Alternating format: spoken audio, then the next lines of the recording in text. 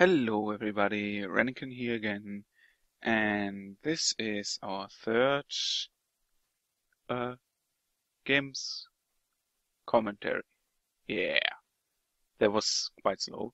Um, let's start with the basics again.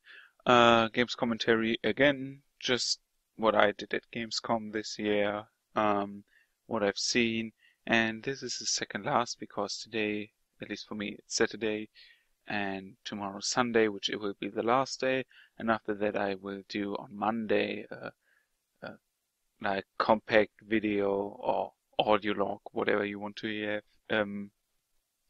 of everything I liked and everything I disliked and everything I've seen. So now for today, what did I do today? I did test Dark Souls 3 and I played Battlefront Walker Sword mode. And let's do it in chronological order because Dark Souls will be last. First of all, I played the Walker Sword mode for Star Wars Battlefront. We were in line for, well, the sign said 3 hours, but we only were in line for 1 hour. It went so fucking fast, it's ridiculous. And Walker Sword was very, very awesome. Well, it was okay, awesome. Let's say it was not outstandingly awesome, but it was good. Let me quickly sum up what Walker Sword is. At least on the Hoth planet from Star Wars, that ice planet, if you don't know, you have to defend the base as the rebels, while the Empire has two giant walkers, which are called AT-ATs, who are walking towards the base and want to destroy it. And as the defender, you just have to keep them at bay, which is kind of easy if you understand what you're doing. So, that being said, you had as a choice, you had 4 weapons, which were like an LMG, 2 assault rifles, and a heavy pistol. You don't have a side weapon in this game because your main weapon has unlimited ammo, but can overheat. And you can quickly reload if you are good at quick time events. Like there's a certain point in the reload animation where you can press the button, the R button, and then you are like, the reload goes by faster, but you get a penalty if you take too long or you press at the wrong spot in that bar that pops up. Your character burns his hands, and yeah, it's quite shit actually. I don't like it at all because not only does it break with the old school I reload thingy, well, it does make it more realistic, but because you never reload at the same speed all the time. Like, yeah, but that's, I think, not okay for a Star Wars game because how weapon cooling usually works is the weapon cools itself and not your QuickTime event trigger button thingy, which is fucking stupid. But I don't understand why they did it, and maybe I get used to it, but that's for me a negative point. What also is very negative for me is I start with the negative so I can remember the positive later on. The negative parts are easier to remember because, yeah, they stick in your brain. What also was very, very negative was the idea of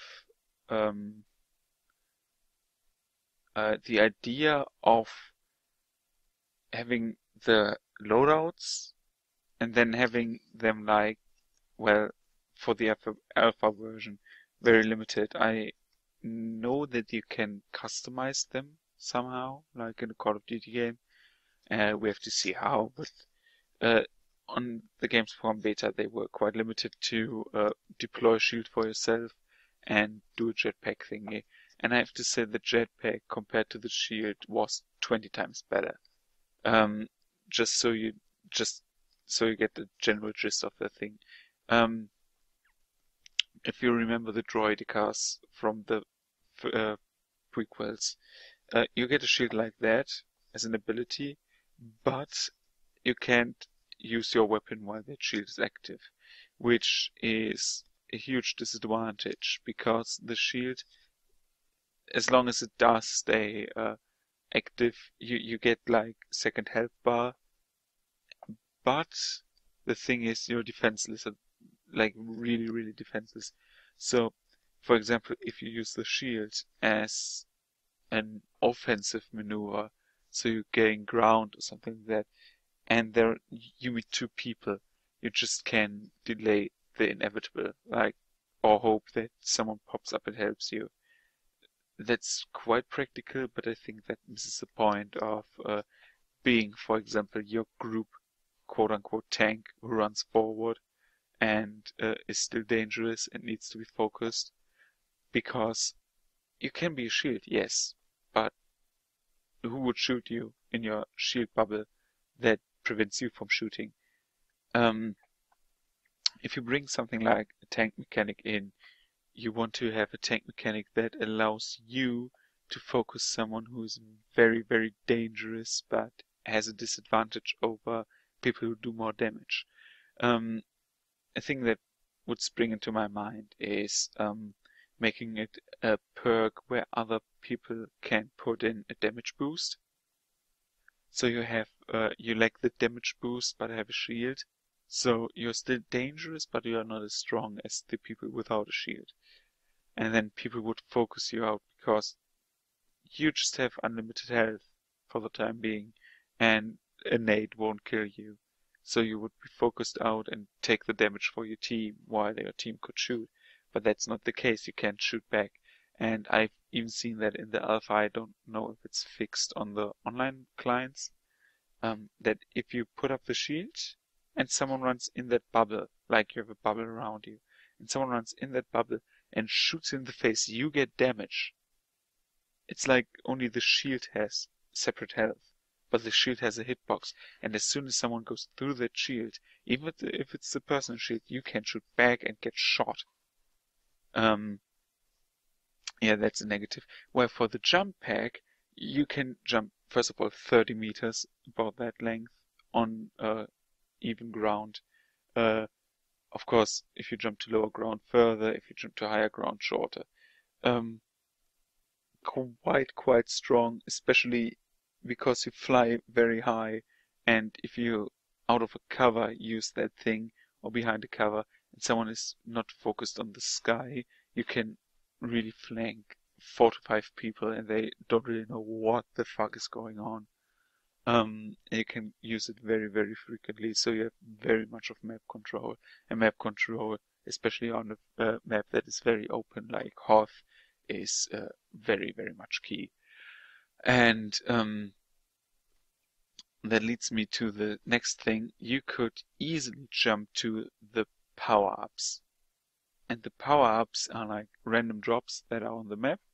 And if you go into them, you get a bonus. For example, I was on the defender team. I would get rocket launcher against the AT-ATs and C4 stuff, like they were detonators. But yeah, you know, Star Wars doesn't have like C4, of course. But you get the drill. Like you would get tools to defend you against the enemy, and you would also get like perks, which were like a big shield, which would cover an entire area, but nobody could shoot out of the area and nobody could shoot inside. It was also stupid. I don't know what they did to those shield bubbles. Well, and that was rather interesting because many people put up those shields, but nobody really used them because they were quite useless. Maybe they are fixed at some point. It's alpha. And the next negative thing about the pickups was that it's too much random based. You get, as a rebel, you have like little rebel signs and you get them marked on the map and see them as objectives on the map that you can pick up. Makes sense, because you want to get as much as defense against those walkers as possible. And it's very awesome to fly an X-wing. At least it was in the alpha version. I think it will be snow speeders when the game goes beta. Uh, it was very awesome to fly those on the planet surface. I have to say, I was very skeptic about the game, especially about flying, because they said there will be no flying mode at the beginning of the game, which they changed later on. So they could cancel out negative press, which is very good. That's what I wanted to see. Um, Sorry, you get so dehydrated while in a costume there that I have to drink occasionally. So, but the thing about the pickups is that they are too random at the moment. The things that can be in those packs can be, I think, health packs, random equipment that can help you, or stuff like, for example, a hero unlock that you can play as Luke Skywalker / Darth Vader for a certain amount of time. Sounds awesome, but if you have like, I took the Jetpack Trooper and I played very defensive and I tried to get as many of those things as possible. And I shit you not, I picked in a single match, I picked over 20 up and I didn't get one of them. I didn't see any Luke Skywalkers or something like that, which is quite disappointing, but I think that will be adjusted, or I hope so at least. I mean, there are just numbers. Which is why I think the game will be quite hard to put into a competitive scene because of the RNG aspect, except they turn off those things, which and disable Walker Assault mode, of course, because without any help,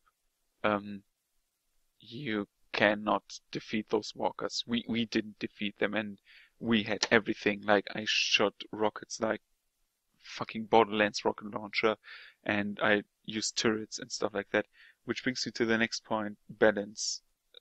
So much stuff is imbalanced. You can easily take out one of those big turrets with your blaster pistol easily, and the turrets can take you down so easily. Like, you would deal, I don't know, 15 to 20% per shot to an enemy player, which is too low. I think it should be like 3 shots max.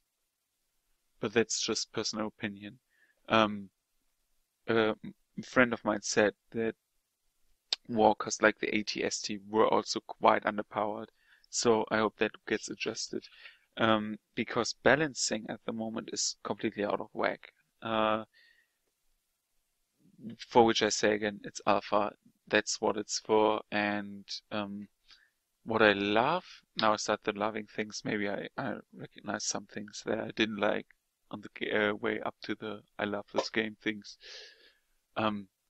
Accuracy is not that high, and I like that accuracy is not that high, because that makes weapons with a higher accuracy stat even more valuable than any other weapon. For example, in Battlefield 4, your weapons were very precise. That resulted in people not taking weapons with high stability or accuracy, because everything was quite accurate and stable, and if they were not, they were fired from the hip anyways, and were spraying parade weapons. But the big but is that those weapons deal again very much damage, so you're rewarded for hitting your enemy. And for example, I played most of the time with a heavy blaster, which blaster rifle, which is like the LMG. You are quite slow, you can shoot very much, and you have quite a good spread. You could 5-shot people, and sometimes it would feel like you were hitting enemies, and that is again a negative point, and it wouldn't deal damage, but in reality you just missed them because the weapons spray way more. And aside from the weapons spraying more, you also don't have a real aim function on every weapon, just on the ones with a scope attached to them, which is also very good because I think that gives more value to the weapons that have a scope instead of the ones that don't have, because that distinguishes um, having a sniper or having a 3-shot assault rifle with a long range from a full auto assault rifle that can also headshot everyone on 200-meter range, like in Battlefield 4, where many people do quite good shooting with assault rifles on very long ranges. They shouldn't be supposed to, realistically speaking. So that balances everything a bit out. Yeah, and what I also loved was, again, the point that I hated, the jetpack, because the jetpack gave you, despite being a bit too strong, in my opinion, or not too strong, but too one-sided in an aspect that, yeah, that other perks in comparison are quite weak. The jetpack was awesome because it gave you so much freedom. The flanking part, I flanked 3 or 4 times and I got very much kills out of that. Is it OP? I think yes, in comparison to other perks, yes. Is it broken? I think not. And is it fun? Yes, of course it is. Who wouldn't love to fly, get a boost of 30 meters and jump over obstacles that are in the way? Like, what, that is cool. And if you play a fast playing build, that allows you for faster reuse and faster running and stuff like that. You can get so many kills out of that. You can be so much more valuable than, for example, hunkering down and doing nothing, because many people will automatically stop camping on larger maps. Makes sense, because if they camp behind a wall, someone just jumps the wall and shoots them from behind. It's awesome. It's good. And yeah, the gameplay wise, I think that's all. Like, the rest is standard shooter stuff, and it plays like, or it feels a bit like Battlefield, but I will buy it, even though I was very skeptical. But I think I give it a try, and if it's shit, then we know that you never should trust a demo you play somewhere. Even though I said that to Battlefield 4 also, but this demo didn't crash 3 times like Battlefield 4 did. And the next point is, I think I only played 2 games today. Yes, I only played 2 games. The next thing is Dark Souls. Way. And Dark Souls, first of all, best experience ever. I met a Solaire cosplayer and we praised the sun together. There's a photo which I will quickly put in the video or in the audio log thing, like I did the last 2 days. That is very awesome. I met that Solaire cosplayer. He was very nice. I met my Romanian friend, which I didn't ask for Skype ID or something like that. I met him again, but outside of Gamescom, very nice. I oversaw him for a second. He was like, "Hey man, I know you." He just screamed at me, and I was like, "Oh shit, bro, I'm sorry." So that was very very it was very very cool, very very very cool. And then I was in line quite much, and it was very very very awesome. Like, I didn't talk to too many people there, but very nice peeps in general. Then the Namco Bandai staff came and said, "Well, we need 3 solo people, and we want to make a challenge." And I'm like, "Yeah, right." And we were asked, because they're sponsored by Oreos, I think.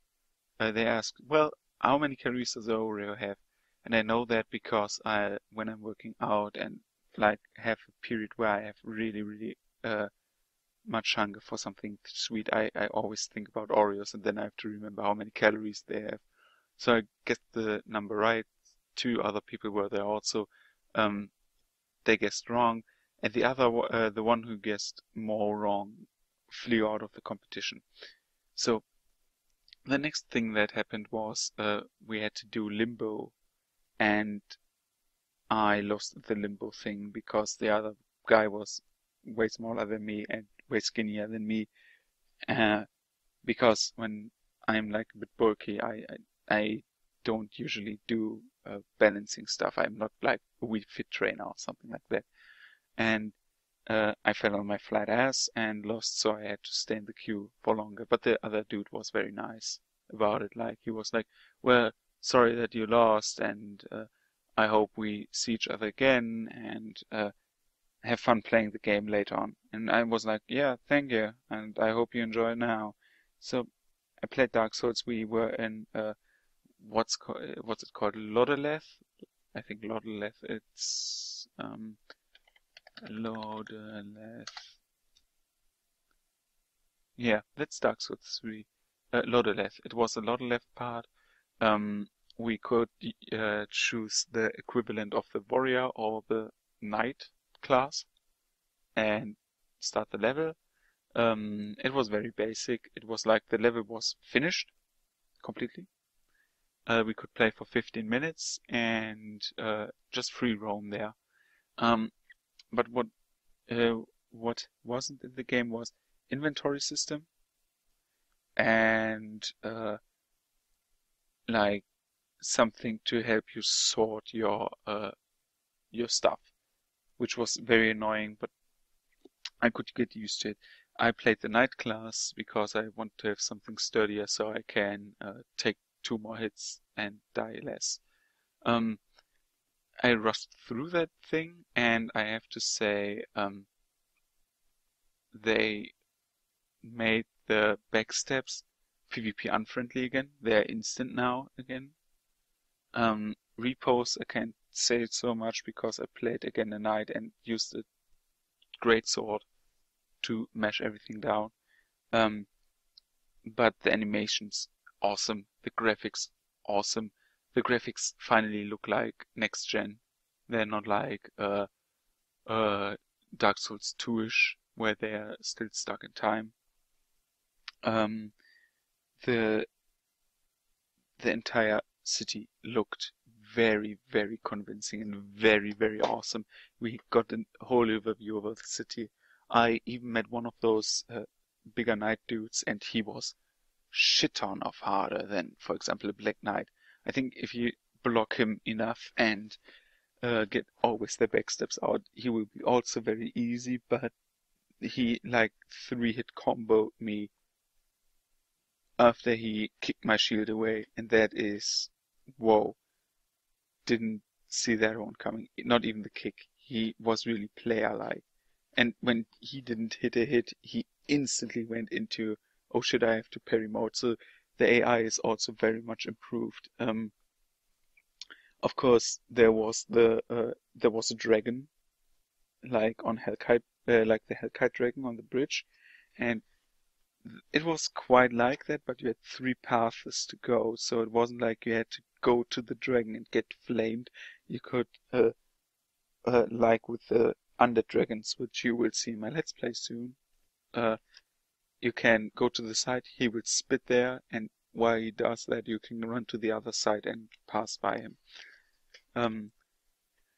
Yeah, and the sound also very good. The weapon balancing, well, also for a few enemies very good. The items need a bit of nice reworking because the throwing knives were as underpowered as in Dark Souls 1, like they did on a normal enemy, like 30 damage, while a swing with a one-handed sword does 170, or did 170. So I think that part of the game is even goes into mid-game territory, because one light swing with the sword in the 100s is quite, yeah.